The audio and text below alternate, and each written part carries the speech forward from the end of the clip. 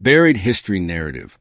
In the late 1800s, beneath the rugged hills of Nevada, the Comstock Lode pulsed with ambition and danger. It was one of the richest silver deposits ever found, and one of the most unforgiving. By 1879, most of the easily accessible or had already been extracted.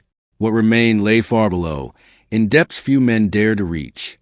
Temperatures underground soared past unbearable limits, and the earth itself seemed to resist intrusion. Yet one miner, whose name appears only briefly in fragmented reports, made a descent few others attempted. The descent begins. The shaft dropped thousands of feet into darkness. Timber supports groaned under pressure. Steam-powered lifts creaked as they carried men into the deep. At 3,000 feet, the environment changed. The heat was suffocating. Air thick and metallic. Every breath felt earned. Miners of the Comstock often spoke of the deep levels as something alive, not in a literal sense, but in the way the earth shifted, cracked, and whispered through the tunnels. This miner went further than most. Conditions below the earth. At such depths, reality itself felt distorted. Candles burned weakly. Water seeped from the rock walls, hot to the touch. The silence, when machines stopped, was overwhelming. Historical records confirm that at these levels, miners experienced extreme heat exceeding 120 degree F, 49 degrees Celsius. Sudden cave-ins underground fires gas pockets capable of suffocation. It was not a place meant for prolonged human presence. What he found, according to scattered accounts, passed down more as whispers than documented fact, the miner reported something unusual within a partially collapsed tunnel.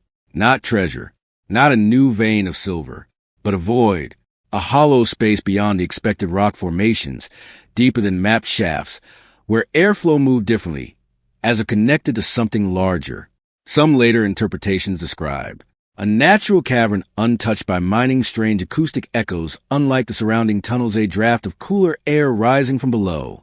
To a miner accustomed to suffocating heat, this alone would have been unsettling. The return, or lack of it, the story grows uncertain here. Some accounts suggest a miner returned, describing the discovery to co-workers, only for the area to later collapse, sealing the passage. Others claim he never came back at all. No official report confirms either version.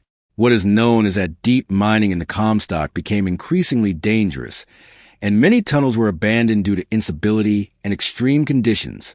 What history actually confirms? While mysterious elements remain unverified, history does confirm.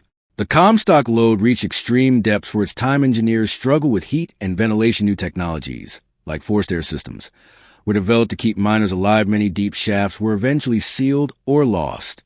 The deeper miners went, the more unpredictable the underground became. A buried mystery.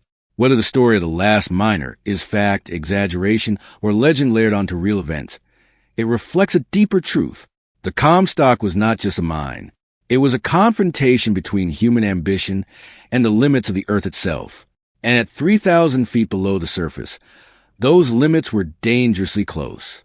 Closing reflection.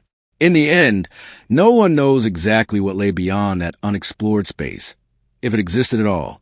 But the idea persists, that somewhere beneath the abandoned shafts of the Comstock, there may still be passages never mapped, spaces never fully explored, and stories that were never meant to return to the surface.